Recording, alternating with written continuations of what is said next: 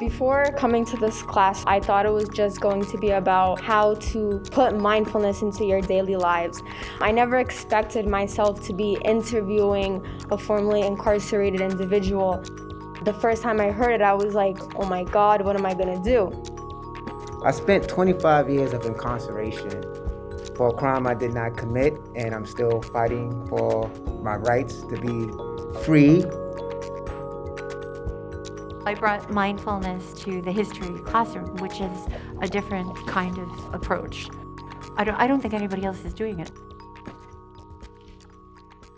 And here we are, the Mindfulness Resolution Project.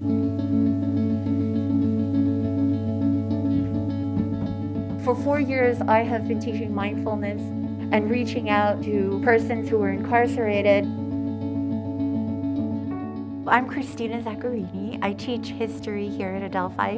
When we look at the past, we need to be aware of the fact that everyone brought a different perspective to these events, and that's part of doing history mindfully. I actually didn't know anything about mindfulness at first, I gotta be honest. History is not just about dates and institutions, but people and needs and feelings. Once the class started, we'd do meditation and we read this great book that taught more about mindfulness. The Mindful 20-something. We learned about the prison industrial complex, and we talked about the historical readings in the work of Malcolm X, in the work of Martin Luther King. We read Angela Davis. They read secondary sources on prison reform. And then I brought the formerly incarcerated into the classroom because I wanted the classroom perspectives to be diverse. My name is Nishan Jackson. Those who know me call me Prince. The Mindful Resolution Project is something I've been working on with Professor Christina Zaccarini. I was released from prison on May 23rd, 2017, and I currently serve as the Network Outreach Coordinator, making sure that all the formerly incarcerated individuals who are participants of Network are fully accessible to the students. It was really something that kind of blew my mind. I always thought that someone who went to prison is a bad person. I never expected them to come out as like a different human being. When I interviewed Lennon, I saw how he was able to grow and take his time in prison to rethink his choices and understand what his wants and needs were. That was one thing that I learned from him, is that patience was really important. And so recently, a couple of weeks ago, he received a full-time job. He's also very thankful that his family is supporting him through this hard time, and hopefully he can get back on his feet and get himself a home by himself. This is very important to my career. I want to become a nurse. You can't judge a person based off where they were or what they did. Instead, observe and put yourself into their shoes. Good afternoon, everyone.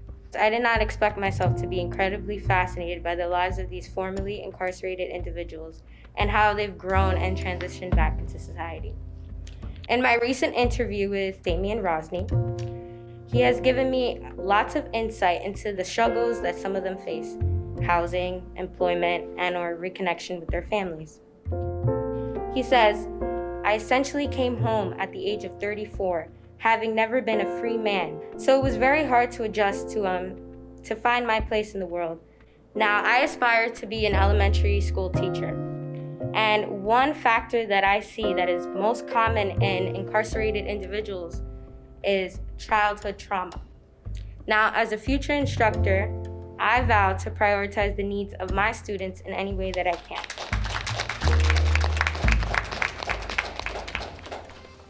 I interviewed Michael, who in my opinion is an extremely hardworking person and very ambitious. I feel that applying mindfulness to his life, it helps Michael become more self-aware and really understand what's going on around him.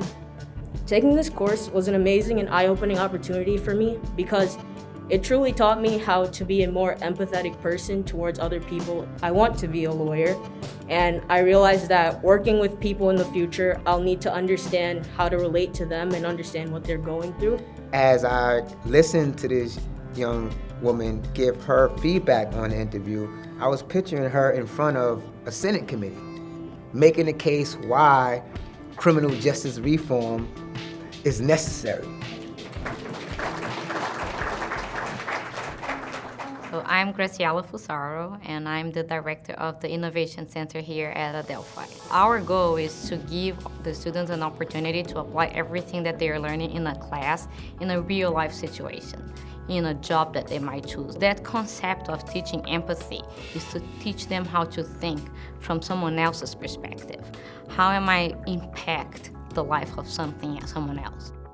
As a class, we came together and we came up with what we considered strong questions that would be important to, really understand formerly incarcerated individuals, really understand their story more. I was actually kind of excited about it. Like, I've never done something like this before. Hi, I'm Gabby. I ended up interviewing Aurel, and as I was interviewing him, I found out that he was incarcerated 3 separate times, and the 3rd time was from a wrongful conviction.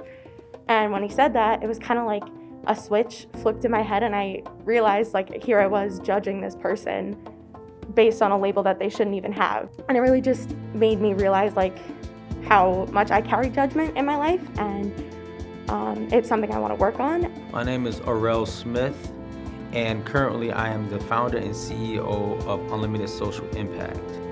While incarcerated for 17 years,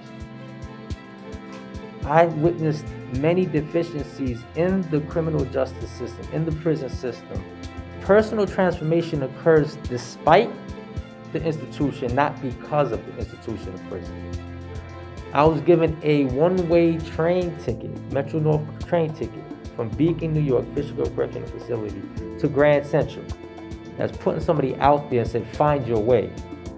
I had to be resilient and resourceful enough within myself. But a lot of times, a lot of people aren't.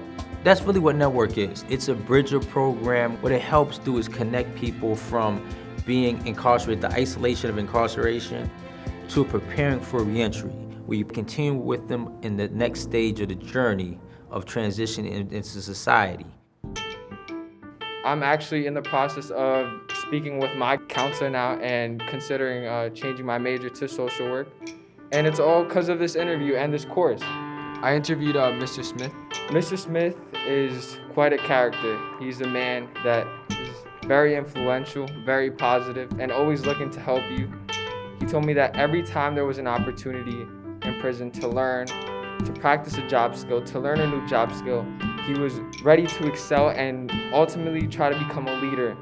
Now that he's out of prison, he's actually a social worker, helping other people that are coming out of prison. Instead of coming out of the system and hating and being upset, feeling resentment, mindfulness really helped him live a better life and live the life that he's having now. Hi, I'm Sydney. I believe support groups should be mandated in every prison facility across the country. I interviewed Angel. He mentioned that this sort of support from others, along with mindfulness practice, could have prevented his incarceration. Doing this interview also made me realize that there are thousands and thousands of people somewhere out there locked behind bars with the potential to do something amazing. So for us to see improvements in our society, all we need to do is give these people the opportunity to succeed through these programs. I'm working hard. I'm working hard to try to change the world so the world become a better place. Because in Network, it's a type of environment that's been created for the sole purpose of establishing a positive and a disciplined lifestyle. And that process begins with, first, you have to be mindful of yourself in relation to others. And Network in the prison helped me define and measure my growth. And here I am, before Adelphi University. Something that taking this class opened my eyes to, when I interviewed Mr. Charlie, he talked about his 40 years that he spent in prison and how it never really defeated him. Now after taking this class, I think I want to do something where I work with inmates and maybe try to help them with their situation. What I see happening is young people engaging, and this is what really, is turning our society around for the better.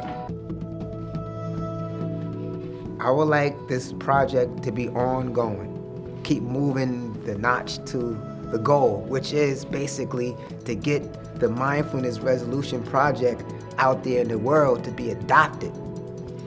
I feel that everyone should be able to take a class like this at some point in their life